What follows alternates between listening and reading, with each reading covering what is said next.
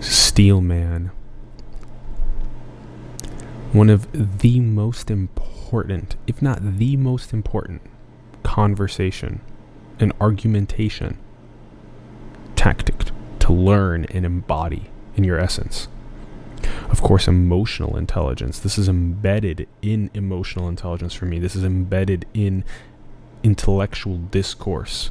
Period. You have to know how to steelman arguments. All right, what is that? Let's start with what straw manning is. Straw manning is the opposite of steel manning, okay? A straw man comes from literally the origins of putting up a straw man instead of my actual argument. Okay, it's misrepresentation. So a straw man, here's my argument. Maybe I say something about how I think it would be important for us to inspire a sense of global unity. Okay, so that's my argument. Inspire a sense of global unity is me. Then there's a straw man that an opponent would create themselves and say that, oh, no, that would hinder the global economy. I never said anything about the global economy. I just said it was important to inspire a sense of unity. And so that in that argumentation, they created a straw man of my argument saying that I said something about hindering the global economy when I didn't. So in the sense, if you want to retort to my point and bring up the economy, you would do something along these lines. You would say that, inspiring a global sense of unity, how do you think that would impact the economy? There you go. That's how you would do it. You would put forward the exact argument that the person made, that you're steel manning, right? This is the opposite of straw manning. You're steel manning. You're making the argument even better. You're showing the person that you actually paid attention to their argument, that you actually heard, understood, felt what they were saying. And by doing that, you then reassure that person that they can feel more comfortable because you actually understood them, right? Okay, we should inspire a sense of unity.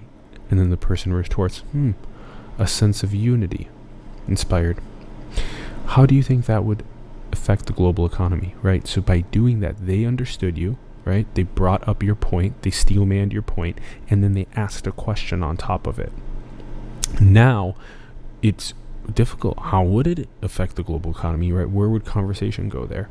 There's so many other examples of this that are happening all around the world all the time, and it's been happening for a long time. It's almost like a quick way to just get through something instead of actually have a nuanced discourse. And we have deep-rooted cognitive biases that drive us towards this misrepresentation because it makes it easier for us to defeat things. If someone puts out a very nuanced and complicated argument for us to try and remember 7 different points that they said that are all complex from different fields that they're synthesizing, that it becomes so difficult for someone to be able to think of all of those 7 fields, how they synthesized it, that they usually try and do something like reduce it to a single variable and then try and say something about that variable that the person didn't even mention.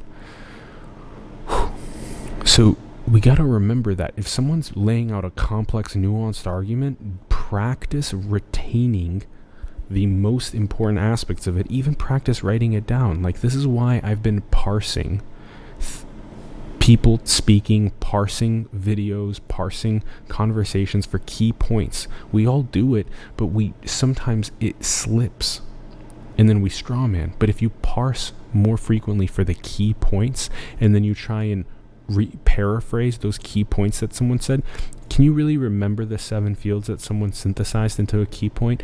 Well, yeah, if you practice writing them down or if you practice storing them in you as they talk through memory techniques, you can actually do a good job at paraphrasing, making someone feel felt, making them feel like they were heard, like you care about them and their argument that they're putting forth. And then you, by doing that, make them relax more, make them feel good, and then you can then ask them another question, or then you can show them how maybe they have some sort of a fallacy in their logic Maybe there is an error in the way that they're piecing those fields together. But by saying those 7 fields first and how they synthesize, and then saying, hey, when you brought up fields 5 and 6 and how those connected, can you explain more about how those connected? Or I think there may be a fallacy in how you mentioned that those connected specifically. And so these are very important ways for us to learn how to have better conversations, how to structure discourse in a way that is not going over each other's heads, but rather it's coming with each other's hearts. That is so important moving forward, especially as things like echo chambers are separating us and polarizing us, to be able to really push for nuance-driven, centric conversations that are multivariate, that are hard to remember. It's hard to remember 20 complex points on healthcare, but it's easy to just say, oh, healthcare is binary this way or it's binary that way. It's way harder to hold all of the complex facets of a healthcare conversation and write them down and have a nuanced, friendly conversation with someone about it. So remember to Steelman. Remember that difference between straw manning, misrepresenting someone's argument purposely to make it easier to defeat, and the person's like, I didn't even say that, versus steel manning it.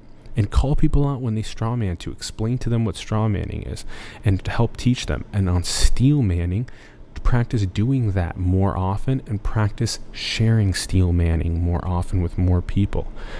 Practice building up people's arguments, paraphrasing it, synthesizing it, making them feel like they were heard, and then further after that, ask them another question about it, explain to them where maybe a fallacy was or an error, and then, or even potentially bring up the argument even more. And that's the idea of tennis, that you can hit back a tennis ball and you can help augment someone's perspective when you do a really good job at making them feel heard. All right, guys. Have more conversations about steel manning, teach people about straw manning, teach people about those differences, and have better conversations around the world. It's so important to embody more steel man nuanced conversations around the world. Talk to your friends, families, coworkers, people online about these subjects, and subscribe to this channel if you haven't yet. Go and hit the like button, go and share it with other people, follow us across platforms, help support us so we can continue doing cool things like interviewing the greatest minds alive and having these little streams of consciousness for you. Thank you very much for tuning in. Big love. Steelman it out.